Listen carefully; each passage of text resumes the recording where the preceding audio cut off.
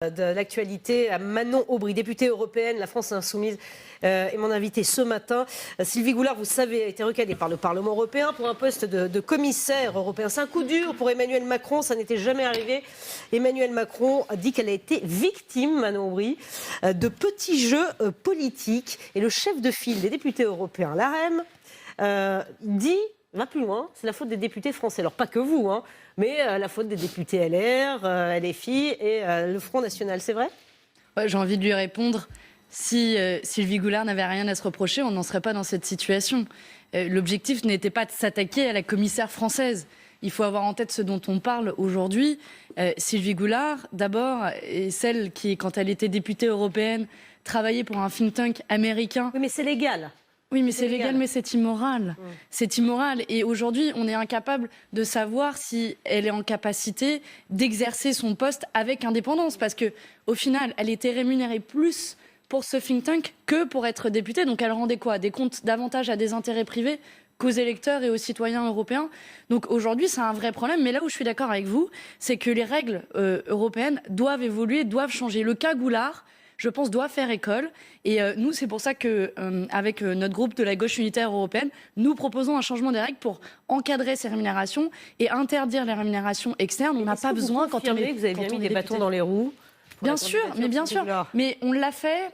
J'entends, et d'ailleurs la réaction d'Emmanuel Macron que vous avez passée un peu plus tôt, elle est ridicule. C'est un enfant gâté qui se dit, qui découvre le rôle du Parlement. Et oui, j'ai envie de lui dire, cher Emmanuel Macron, il y a un Parlement européen et à Bruxelles, il ne se passe pas ce qu'il se passe à Paris. Vous ne pouvez pas manipuler, vous ne pouvez pas imposer une décision aux parlementaires européens, comme vous avez l'habitude de le faire avec l'Assemblée nationale. Il s'est entêté, Emmanuel Macron, sur la candidature.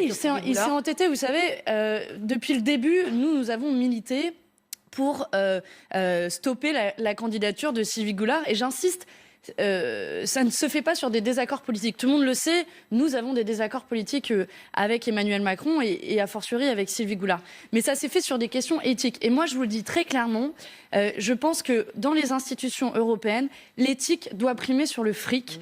Et la preuve aujourd'hui de ce blocage et de ce rejet de la candidature de Sylvie Goulard, c'est qu'il reste un peu d'éthique au Parlement européen. Et ça, c'est plutôt une bonne nouvelle. Ça veut dire que vous ne ferez pas obstacle à une nouvelle candidature, parce que Emmanuel Macron va choisir un nouveau commissaire européen. Là, vous pourriez le soutenir s'il n'y a pas de je ne sais pas qui c'est. Et donc, on fera notre travail avec la même diligence de l'examen des conflits d'intérêts. C'est une première étape. Donc, cette personne peut passer cette étape de l'examen des conflits d'intérêts, même si la procédure a de nombreuses failles, parce qu'il nous manque de temps, il nous manque de moyens, et surtout, ça manque d'indépendance pour le faire. Je le dis d'autant plus que je siège dans la commission qui est en charge de cela. Et ensuite, il y a un débat politique, mais qu'on n'a même pas eu avec Sylvie Goulard. Et après, vous pouvez prendre position sur des bases politiques. Il y a ces deux étapes-là au Parlement européen. Voyons, en fonction de qui va être envoyé, on fera le même travail avec la même vigilance. Jean-Michel. Question d'actualité, François Fillon. Oui. François Fillon, depuis la Suisse, dit... alors, il le dit de manière ironique, mais il y a un fond politique qui est intéressant. 150 000 personnes dans la rue et l'État a capitulé. Moi, j'en avais mis 2,5 millions et j'avais tenu bon, dit-il, à propos de la réforme des retraites en 2003.